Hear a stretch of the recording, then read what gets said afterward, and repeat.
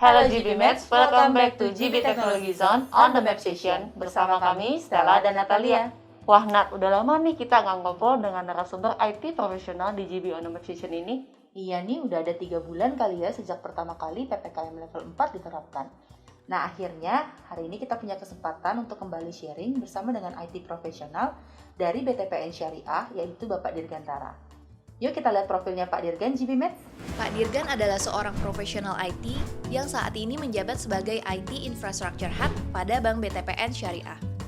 Beliau hobi memancing dan electrical. Selain kedua hobi tersebut, Pak Dirgan merupakan seorang radio junkies. Ya ampun Pak, masih suka otak-atik radio jadul yang masih pakai antena gitu ya sampai sekarang? Ya dong, namanya juga hobi. Anyway, udah lama nih gak ketemu kalian, apa kabarnya? Puji Tuhan aku baik-baik Pak. Aku so far so good Pak. Pak Dirgan sendiri gimana Pak kabarnya? Ya puji Tuhan, saya juga baik. Oke, thank you for coming ya Pak. Jadi kita hari ini mau sharing dan discuss tentang bagaimana caranya mentransform IT dengan style yang lama ke IT yang modern. Karena tren IT saat ini sudah bergeser menyesuaikan kondisi market. Nah, terutama di dunia banking yang arahnya sudah masuk ke digital transformation. Point of view Pak Dirgan untuk hal ini seperti apa ya Pak? Jadi kalau dari sisi saya, dari sisi IT infrastruktur,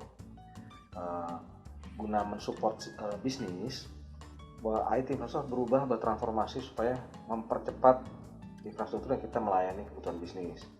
Nah ini kita berubah dari yang tradisional menjadi agile, dan mindset kita berubah di IT infrastruktur menjadi DevOps di IT infrastruktur. Jadi perubahan itu terjadi di mana aja, dari sisi orangnya, dari sisi teknologinya, dan perubahan aturan main di sisi IT infrastruktur sendiri. Pak, mungkin tidak semua banking di Indonesia saat ini sudah fully transform ke solusi digital. Kira-kira Pak Dirgan bisa share sedikit bagaimana step-step yang perlu disiapkan untuk melakukan transformasi digital? Oke, dari sisi saya di IT infrastruktur, step by stepnya yang saya lakukan adalah, yang pertama saya siapkan people-nya dulu, orangnya nih. Jadi dari people segi skill-nya, dari segi dia menguasai teknologinya, habis itu dengan kemauan dengan orangnya. Jadi setelah kita bangun skill-nya, kita bikin uji coba kayak pilot project-nya. Nah, pilot project ini berjalan selama 6 bulan atau 1 tahun. Kita ubah menjadi mereka bukan menjadi orang network, orang server, orang storage, tapi mereka akan menjadi developer network, developer storage, dan developer server. Habis itu baru kita belajar di prosesnya. Prosesnya berubah. Yang tadinya dari SDLC waterfall, kita akan berubah menjadi DevOps agile. Jadi otomatis pola prosesnya juga berubah, orang kerjanya berubah. Dari yang tadinya dia pakai SDLC, sekarang ya kita akan lakukan shift left. Kita requirement dulu kita tentuin semuanya. Setelah itu baru kita tentuin menggunakan agile method. Jadi artinya mereka akan melakukan sprint planning, melakukan stand up meeting tiap hari, dan mengupdate pekerjaannya setiap hari. Jadi setiap ada ide atau inovasi apa yang akan dibikin, mereka harus melakukan inovasi lah. Inovasi apa? Kita masukkan ke dalam backlog. Inovasinya untuk apa? Untuk kebutuhan di infrastruktur. Nah, di situ kita siapkan pilot project-nya. Nah, pilot project kita bikin supaya bisa latihan. Dari pilot project itu dibikin, kita siapkan physicalnya ya, servernya, storage-nya, network-nya. Nah, tapi setelah di physical itu semua udah jadi, barulah di situ kita main otomasinya, di automate secara software defined. Nah, masuk kalau dari sisi perspektif kita bisnis, misalnya ada suatu bisnis project, dia membutuhkan infrastruktur. Nah, infrastruktur kalau kita buat OS, install OS-nya, itu kan kebayang aja kan berapa lama kira-kira waktu untuk membuild 10 server. Belum lagi aplikasinya. Nah, dari sisi infrastruktur akan membuat simplify prosesnya dan di automate. Nah, berikutnya itu cepat, dia tinggal klik langsung mau bikin, oh ya ada kebutuhan bisnis 10 servernya. Nah, dia klik dia bikin 10 server jadi dalam waktu 10 menit. Nah, dari situ masuk ke poin 3 nih.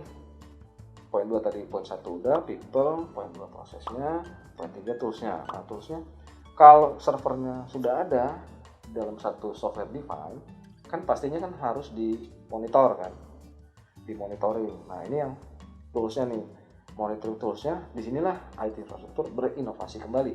Mereka bikin tuh monitoring di atas software defined atau di atas server yang sudah dibikin secara software defined gitu. Pada saat aplikasi atau servernya naik kepada untuk kebutuhan bisnis, itu sudah ada termasuk monitoringnya. Nah, misalkan di sistem di tim lain melakukan DevOps, inovasi juga, boleh nggak mereka? Boleh. Lama-lama kan terbentuk polanya ya. Nah, baru dibikin aturan lain atau disebut biasanya IT governance di sisi kalau kita melakukan agile ataupun melakukan DevOps gitu. Sampai situ people, proses, dan tools. Oke, jadi memang persiapan untuk digital transformation ini tidak hanya dari sisi teknologinya aja ya Pak, tapi perlu juga mempersiapkan dari sisi people dan prosesnya. Nah, berdasarkan experience-nya Pak Dirgan sendiri nih Pak, secara timeline nih butuh waktu berapa lama sih Pak? Dari building pilot project lah ya, building pilot projectnya. Jadi sebelum kejadian nge-build pilot projectnya, itu kita lakukan pemanasan lah istilahnya. Pemanasan, jadi kita coba belum di Kanban board yang resmi lah, maksudnya masih coba-coba dulu latihan.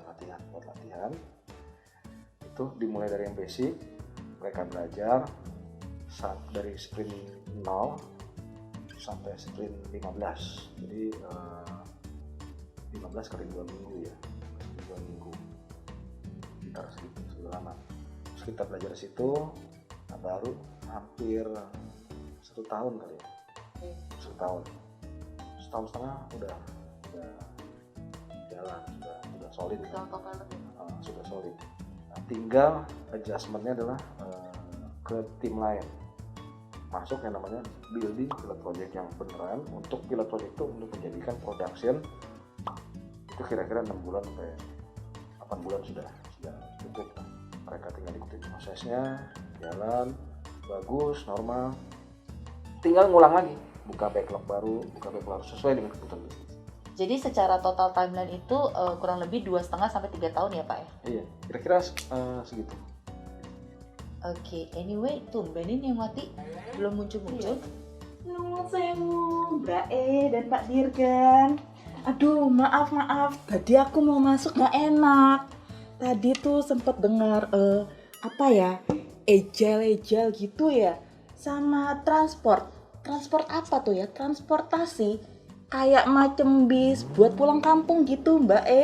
Kok jadi terfrustasi sih sama kamu Neng Wati? Transformation Neng Wati, kamu tuh bawaannya pengen pulang kampung mulu. Udah punya pacar di kampung? Enggak Mbak E, aku kan ijo lumut. Apa lagi nih Neng Wati ijo lumut? Ikatan jomblo lucu dan imut.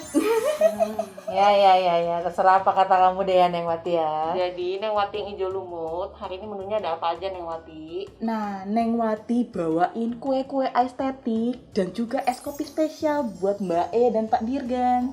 Makasih ya Neng Wati. Makasih ya Neng Wati ya. Sama-sama Pak Dirgan dan Mbak E. Ya wes, tak balik ke belakang dulu ya. Ya. Nuwun sewu. Monggo Neng Wati.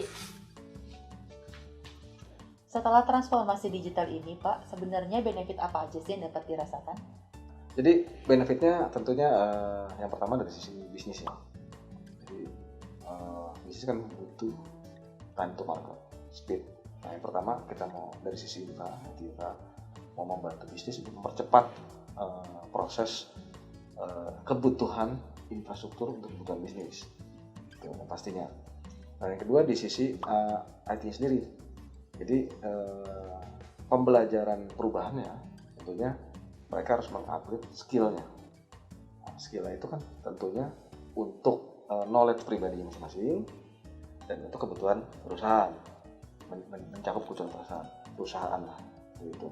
Kalau dari sisi operation sendiri ya Pak, apakah maksudnya jadi lebih mudah, lebih simple? Nah, Dari sisi operation ada yang tadinya 3 ya, operation IT network internal 3 network, ada operation server sama storage ya 2. Sekarang menjadi 1, jadi satu kesatuan. Nah karena udah di automate, harapannya kan ya automate-nya itu berjalan dengan baik dan menjadikan waktu yang dikejar tadi lebih singkat. Jadi despite of all the effort yang perlu dikeluarkan cukup banyak, tapi benefitnya sepadan ya Pak? Tentunya, pasti. Nah, GB Mates, sekian untuk discussion dan sharing kami untuk hari ini.